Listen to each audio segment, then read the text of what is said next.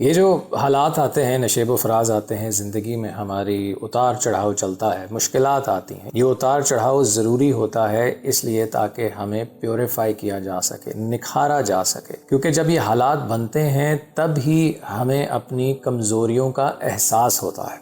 हमारी इम्प्योरिटीज़, कमज़ोरियाँ वो रीसर्फेस हो जाती हैं ऐसी सिचुएशंस के अंदर। और हमारे लिए ये असेस करना, अगर हम असेस करने वाले हों, इस नज़रिए से देखें तो आसान हो जाता है ये एनालाइज करना कि हमारी इम्प्योरिटीज़ हैं क्या, कमज़ोरियां हैं क्या, हमें कहाँ किन एरियाज़ में काम करना है। The days of victory and defeat are rotated among people so that they can be purified, ताकि उनको निखारा जा सके। वो ऐसे ही हम निखरेंगे जब हम इन हालात का एक सही अप्रोच के साथ सामना करेंगे।